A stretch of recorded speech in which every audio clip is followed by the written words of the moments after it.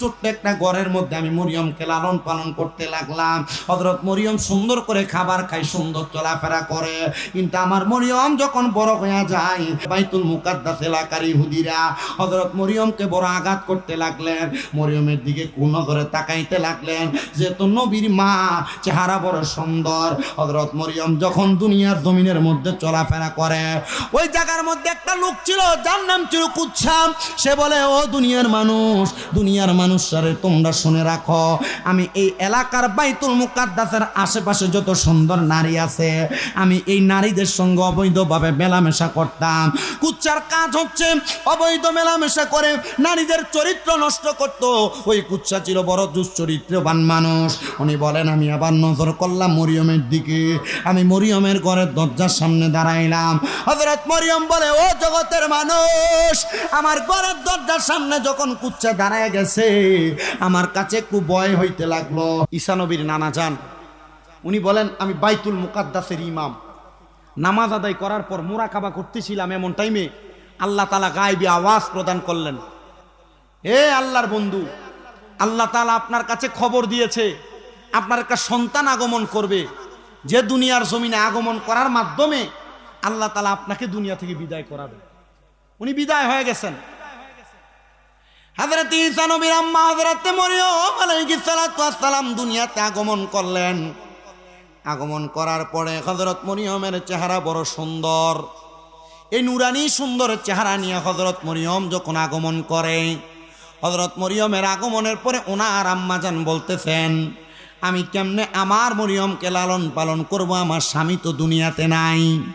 হযরত মরিয়মের আম্মা হযরত মরিয়মকে কুলের মধ্যে করে নিয়ে বাইতুল মুকাদ্দাস মসজিদের সামনে যা দাঁড়াইলেন, আর ডাক দিয়া বলে, ও বাইতুল মুকাদ্দাসের মসজিদের ইমামরা, আমার স্বামী তো এই বাইতুল মুকাদ্দাসের প্রধান ইমাম ছিলেন, মানে ঈসা নবীর নানাজান ছিলেন বাইতুল মুকাদ্দাসের প্রধান ইমাম। আপনারা কি পারবেন কেউ আমার কন্যা সন্তানের দায়িত্ব নেওয়ার জন্য? বাইতুল মুকাদ্দাসের তৎক্ষণিক সময়ে 4 জন ইমাম ছিলেন, 4 জন। ওই 4 জন ইমাম দৌড়াইসা বলেন, বাইতুল মুকাদ্দাসের বড় ইমামের কন্যা, আর আমরা দায়িত্ব নিব না, এটা তো হতে পারে না। আমরা 4 জনই রাজি, আপনি আপনার যার কাছে পছন্দ আপনি তার কাছে আপনার কন্যাকে রাখতে পারেন তার লালন পালন করার জন্য। যেহেতু সে এতিম, তার বাবা নাই, আমি তার দায়িত্ব পালন করব। আমি আপনাদেরকে 3টা হাদিস শোনায় দেই। আল্লাহর নবী বলেন, দুনিয়াতে কোনো মানুষ যদি কোনো এতিমের মাথার মধ্যে হাত বুলিয়ে দেয়, ওই এতিমের মাথার মধ্যে যতগুলা চুল থাকবে আল্লাহ তাআলা ওই ব্যক্তির আমলনামায় ততগুলা নেক সওয়াব দান করবে। 2 নাম্বার, কোনো মানুষ যদি কোনো এতিমের খাবারের ব্যবস্থা করে দেয়, আল্লাহ তাআলা কোনোদিন ওই ব্যক্তিকে অভাব অনটন দিবেন না। আর কোনো মানুষ যদি কোনো এতিমের ভরণ পোষণের দায়িত্ব নেয়, অথবা কোনো এতিম মহিলাকে বিবাহ করে তার দায়িত্ব নেয়, আল্লাহর হাবিব বলতেছেন, দুনিয়ার মানুষ, ওই ব্যক্তির জন্য জান্নাতের মধ্যে আমার আল্লাহ তাআলা উন্নত মানের মেহমানদারির ব্যবস্থা করে রেখেছেন। ওই 4 জন ব্যক্তি মসজিদে বাইতুল মুকাদ্দাসের ইমাম ডাক দিয়ে বলে, এ মরিয়মের আম্মা জান, বাইতুল মুকাদ্দাসের বড় মসজিদের ইমাম সাহেবের বড় ইমামের স্ত্রী, আপনার কন্যাকে আপনি আমাদের কাছে দেন, আমরা তার লালন পালন করব। যেহেতু এতিমকে লালন পালন করলে অনেক সওয়াব আছে। এবার ইনি ডাক দিয়ে বলতেছেন, আমি যদি একজন ইমামের কাছে দেই, আরেকজন ইমাম রাগ করবে, আরেকজন ইমামের কাছে দিলে আরেকজন ইমাম রাগ করবে, আরেকজনের কাছে দিলে অন্যজন রাগ করবে।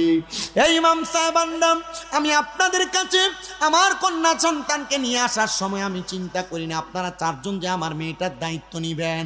আসেন না, আপনাদের 4 জনের মাঝে একটা প্রতিযোগিতা হয়ে যাবে, যেই প্রতিযোগিতার মাধ্যমে যেই ব্যক্তি উপযোগী হবে, যেই ব্যক্তি উত্তীর্ণ হবে, আমার কন্যাকে লালন পালন করার দায়িত্ব সে পাবে। আগের জামানায় মানুষ লেখার জন্য লোহার দোয়াত কলম ব্যবহার করতেন। তারা কলম ব্যবহার করতেন যেটা লোহা দ্বারা নির্মিত। তিনারা বলেন, ওই 4 জন ইমাম তাদের লিখন করার যে কলমটা নিয়ে আসতেন, তারা বাইতুল মুকাদ্দাসের পার্শ্ববর্তী কূপের সামনে যায়া, বাইতুল মুকাদ্দাসের পার্শ্ববর্তী নদীর মধ্যে যায়া তারা তাদের কলমটাকে এমনভাবে নিক্ষেপ করলেন। হযরতে মরিয়মের আম্মা হযরতে হান্না ঈসা নবীর নারী ডাক দিয়া বলতেছেন, যার কলমটা ফিরে আসবে, তার কাছে আমার কন্যা মরিয়মকে দেওয়া হবে লালন পালন করার জন্য। রাজি হয়ে গেছে। রাজি হওয়ার পরে সাথে সাথে ঈসা নবীজির হযরতে মরিয়মের খালু ছিলেন ওই বাইতুল মুকাদ্দাসের একজন ইমাম, তিনি ডাক দিয়া বলতেছে, আমি তাকে দেখলাম 4 জনের মধ্যে আমার কলমটাই সর্বপ্রথম আমার কাছে ফিরে এসেছে। ওই কলমটা নেওয়ার পরে ঈসা নবীর আম্মা জান হযরতে মরিয়মকে তার নানি তার হাতে উঠে দিলেন।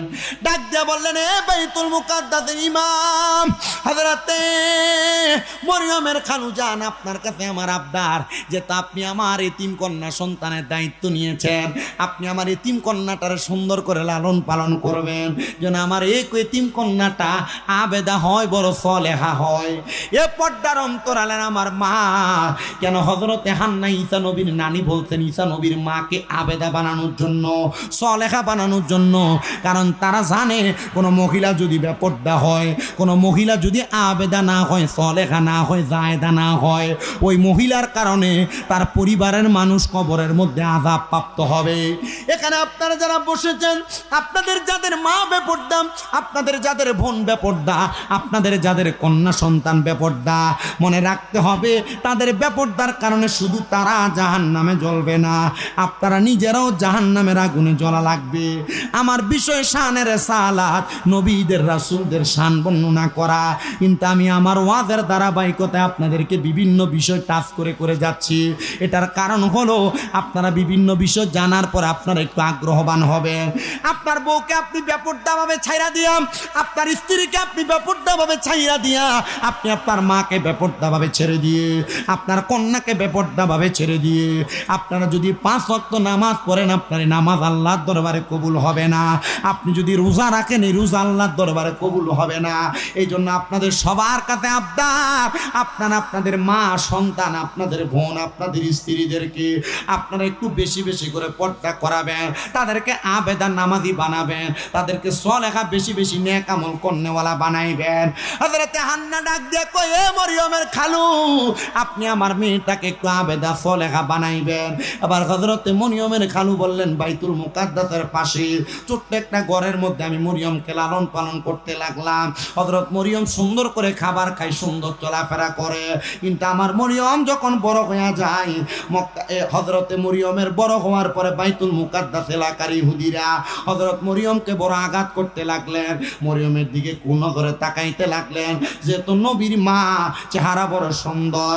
হযরত মরিয়ম যখন দুনিয়ার জমিনের মধ্যে চলাফেরা করে, ওই জায়গার মধ্যে একটা লোক ছিল, যার নাম ছিল কুচ্ছা।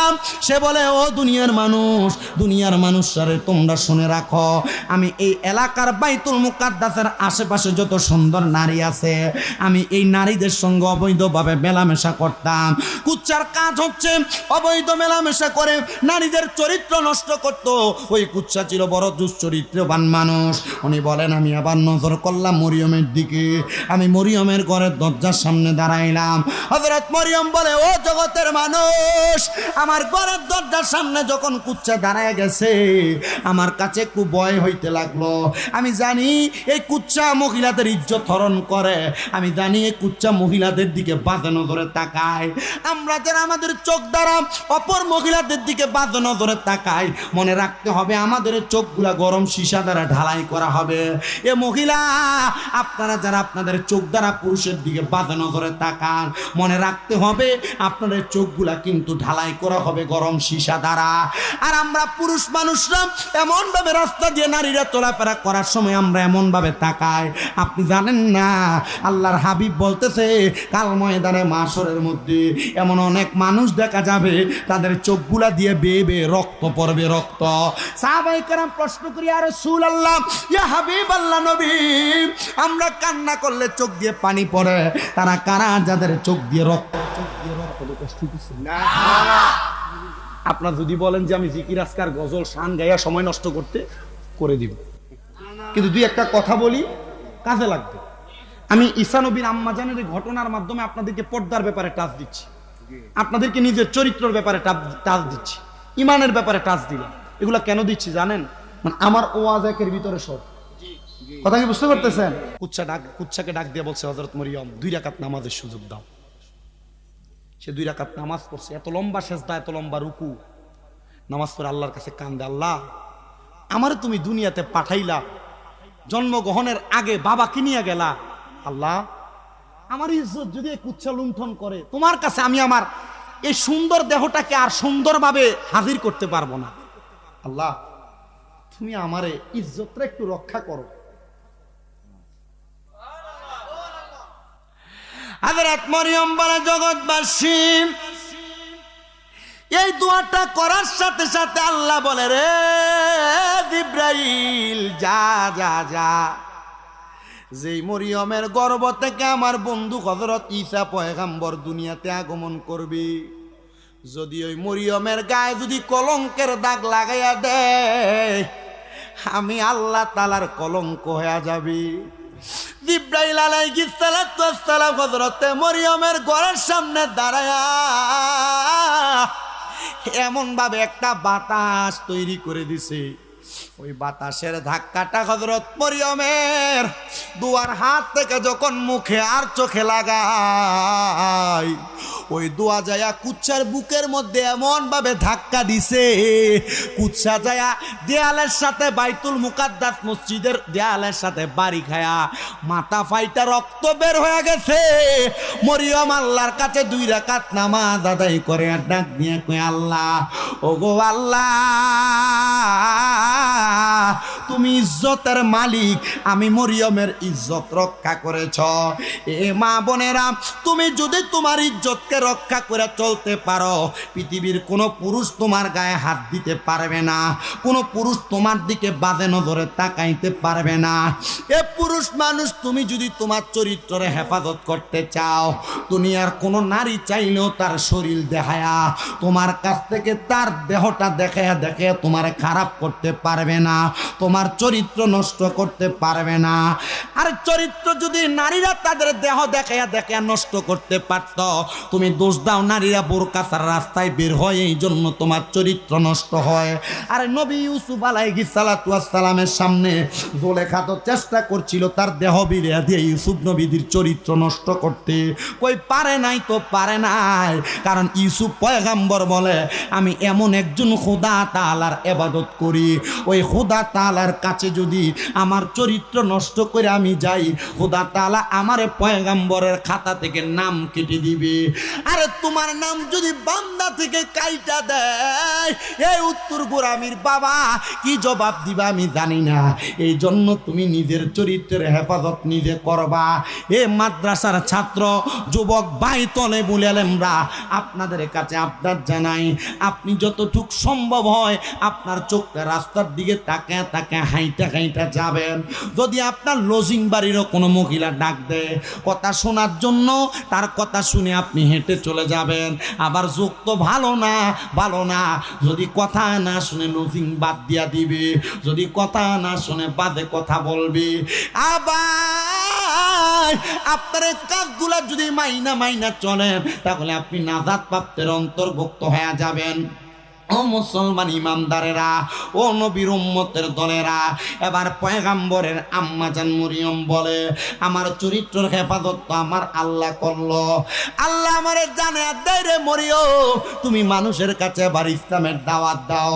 আরে বাবা, ইসলামের দাওয়াত শুধু পুরুষ মানুষ আমরাই দেই না, হযরত মরিয়ম ইসলামের দাওয়াত দিয়েছে, এত সুন্দর করে দাওয়াত দেয় মানুষ। মরিয়ম রে বলে, মরিয়ম তুমি কোন খোদার ইবাদত করো? কে এই খোদা? বলে তোমাদেরকে সৃষ্টি করেছে তিনি খোদা। তারা বলে আমরা তো আমাদের মায়ের গর্ভ থেকে আসছি, আমাদের বাবার মাধ্যমে, তো খোদা কেমনে বানাইলো? বলে না রে না, তোমাদের কথা মিথ্যা, মা বাবার মিলামেশা তো দুনিয়াতে স্বাভাবিক, কিন্তু আমার আল্লাহ না চাইলে কোনো সন্তান দুনিয়াতে আসবে না, কোনো মানুষ দুনিয়াতে সৃষ্টি হবে না। হযরত মরিয়মের এই কথাটাকে ইহুদিরা বরদাস্ত করলেন না, তারা বলেন তোমার এই কথা আমরা মানি না। আল্লাহ কই মরিয়ম ধৈর্য ধারণ করো, ইন্নাল্লাহা মা'আস সাবিরিন, নিশ্চয়ই ধৈর্য ধারণকারীর সাথে আমি আল্লাহ বিরাজমান। আল্লাহ গো ধৈর্য ধারণ করলাম, তারা আমারে বাজে মন্তব্য করে। আমার আল্লাহ তাআলা মরিয়মের গর্ভের মধ্যে সন্তান দান করছে, কেমনে জানেননি? আল্লাহ তাআলা হযরতে জিবরাইলকে পাঠায় মরিয়মের ঘরের দরজায়, আর ডাক দিয়া কই, এ মরিয়ম তুমি তোমার জবানটাকে একটু হা করো। হযরত মরিয়ম যখন হা করলেন, জিবরাইল মরিয়মের মুখের মধ্যে একটা ফু দিলেন, মারহাবা বলেন। ফুটা দেওয়ার পরে হযরতে মরিয়মের গর্ভের মধ্যে সন্তান আসলো। মরিয়মের কোনো স্বামী নাই, কিন্তু গর্ভের সন্তান। বর্তমান জামানায় কোনো মহিলার যদি বিবাহ না হয়, গর্ভের সন্তান তাকে মানুষ বলবে কে রে সন্তানের বাবা, তার মানে সন্তানটা জারজ। ওই ইহুদিরও হযরতে মরিয়মের গর্ভ নিয়ে বাজে বাজে মন্তব্য করে। মরিয়ম কয় আল্লাহ, নিজের চরিত্র নিয়ে এমন বাজে বাজে মন্তব্য আমার কাছে ভালো লাগে না। ওগো আল্লাহ, আপনি চাইলে আমাকে হেফাজত করতে পারেন। আল্লাহ কই মরিয়ম, ও মরিয়ম কোনো চিন্তাগ্রস্ত হয় না, আমি আল্লাহ তাআলা তোমার ইজ্জতের হেফাজতকারী। এবার আপনারা বলেন ইজ্জতের হেফাজতকারী একজন তিনি কি? ওরে তুমি তো মালিকুল কাদির, আরে বানাও কত বাদেশারে ফকির, এসব তোমার কুদরতেরই দান।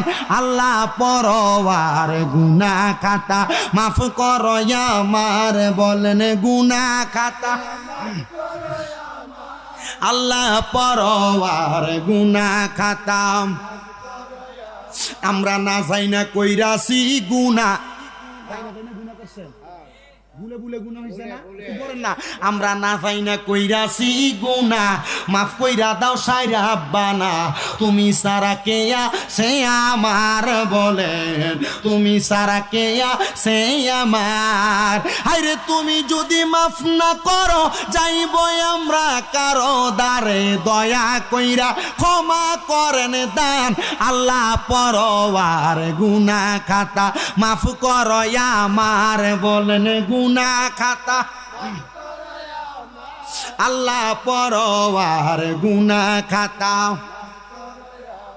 তোমার যত বান্দায় আছে, নারী বলো পুরুষ বলো, ইবাদত করে যে তোমার। হায়রে নারী পুরুষ বান্দা যত, তুমি আল্লাহ ক্ষমা করো, দয়া কইরা ক্ষমা করবেন দান।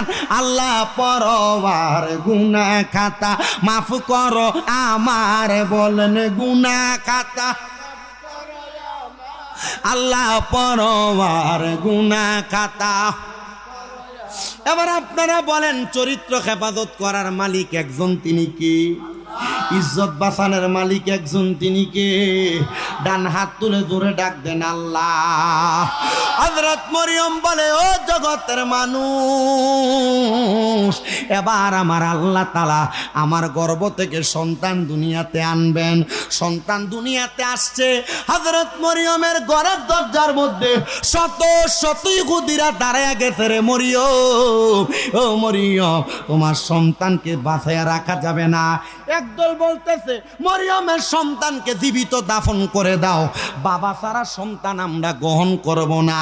আর একদল বলতেছে মরিয়মের সন্তানকে জীবিত আগুনে জ্বালায়া দাও, মরিয়মের এই সন্তানকে আমরা রাখবো না। মরিয়ম বলে আল্লাহ, এই সন্তান যদি তারা আমার কাছ থেকে নিয়ে যায়, আমি মরিয়ম তুমি এক আল্লাহর ইবাদত ছেড়ে দিব।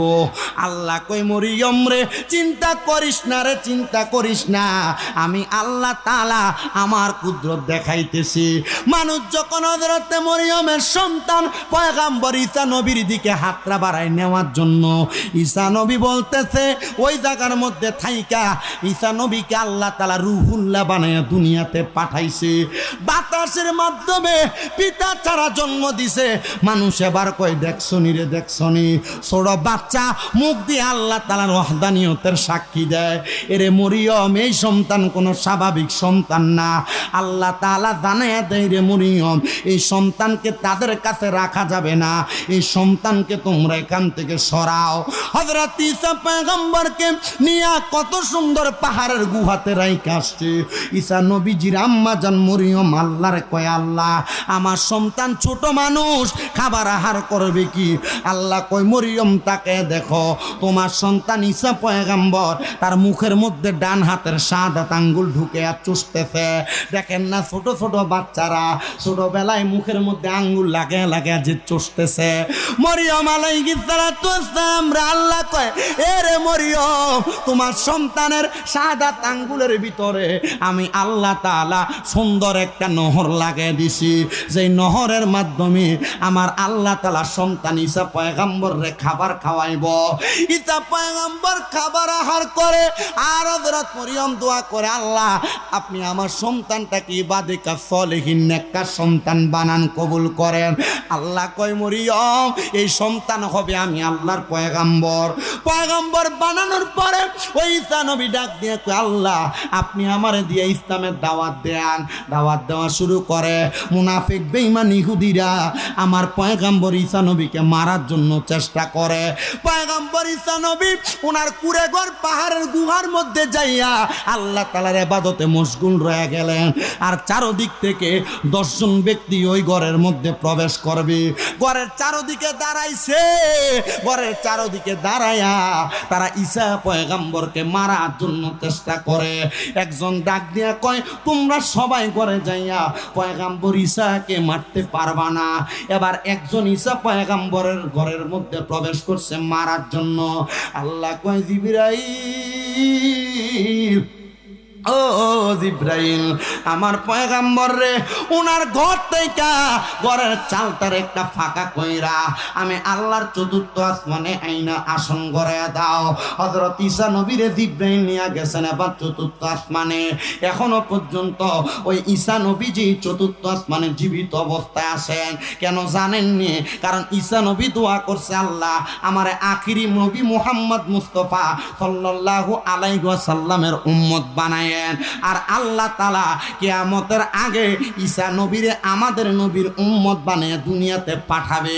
এজন্য এখনো পর্যন্ত জীবিত অবস্থায় রাখছে।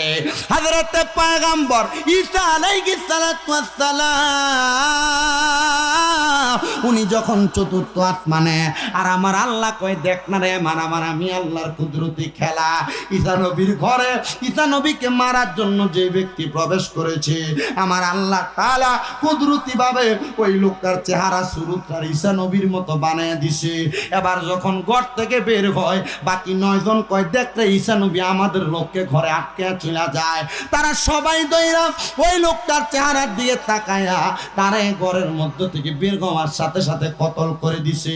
এবার তারা তাকায়া দেখতেছে তাদের লোককে তারা নিজেরা মেরে ফেলছে। কারণটা কি রে? কারণটা কি? বলে এটা আল্লাহ তাআলার কুদরতের খেলা। আল্লাহ তাআলার কুদরত কেউ বোঝে না। আর পয়গম্বর ঈসা নবী আমার আল্লাহর কাছে জানায়াতে, গো আল্লাহ আপনি যেহেতু সন্তান ছাড়া আমার বাবা ছাড়া দুনিয়ার আলো দেখাইছেন, আল্লাহ তাআলা আপনার এই কুদরতের খেলা আমাদের কাছে বড় আনন্দদায়ক লাগে।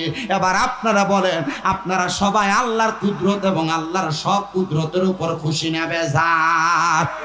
তো খুশি হইয়া থাকলে বৃষ্টি এসে যায় কি লেগে? বেটা সামনের দিকে আসে, সবাই একটু মোহাব্বতে আসেন আর বলেন, মাওলা তুই রে তুই আওয়ালে আখেরে, মাওলা তুই রে তুই, মাওলা তুই রে আওয়ালে আখেরে, মাওলা তুই রে তুই। দিনের বেলা সূর্য দিয়া প্যান্ডেল সাজাইলা, মাওলা প্যান্ডেল সাজাইলা।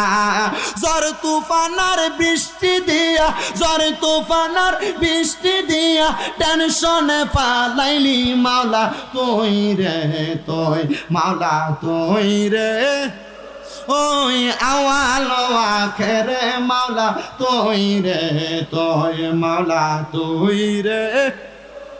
ভিতরের দিকে চলে আসেন। কে রে মাওলা তুই রে তুই, হাই রে বোয়াল মাছ গিলে খাইল ইউনুস নবী রে, মাওলা ইউনুস নবী রে। দোয়া ইউনুসের ওসিলায়, দোয়া ইউনুস এই বাঁচাইল কে রে, মাওলা তুই রে তুই, মাওলা তুই রে তুই আওয়ালে আখেরে, মাওলা এ তুই, মাওলা তুই রে তুই আওয়ালে আখেরে। আরে নমরুদেরা গুনে দিলা ইব্রাহিম নবীরে, মাওলা ইব্রাহিম নবীরে। আগুনে করলা ফুল বাগিচা, আগুনে হইল, আগুনে হইল ফুল, করলো সেটা কে রে মাওলা তুই রে তুই, মাওলা তুই রে তুই, আওয়ালো আখেরে তুই রে তুই, মাওলা তুই রে আওয়ালে আখেরে মাওলা। পয়গম্বর ঈসা নবী কয় আল্লাহ আমার যেহেতু আপনি বাবা ছাড়া দুনিয়াতে পাঠাইলেন, আমাকে যেহেতু আপনি বাবার মুখ দেখান নাই, মার মুখ দেখায় আদর থেকে বঞ্চিত করছেন, আল্লাহ এটার বদৌলতে আমি পয়গম্বর ঈসা নবীরে আখিরি নবীর উম্মত বানান। আমি জানি রে ওই পয়গম্বর ঈসা নবীর মতো অনেক সন্তান আপনারা বসে গেছেন যাদের দুনিয়াতে আব্বা নাই, অনেক সন্তান বসে গেছেন যাদের মা নাই। যে পয়গম্বর ঈসা নবী মায়ের আদর পায় নাই, পাহাড়ের গুহার মধ্যে বসবাস করেছে। অনেক সন্তান আজকে জান্নাতের বাগানে বসছেন, কিন্তু আপনারা আপনাদের মা বাবার মনে কষ্ট দিছেন। যদি নবী হইয়া পয়গম্বর হইয়া মা এবং বাবার কষ্ট বুঝতে পারে, আমরা তো ওই পয়গম্বরদের গোলামের গোলামের গোলাম, আমরা কেন মা বাবার কষ্ট বুঝবো না?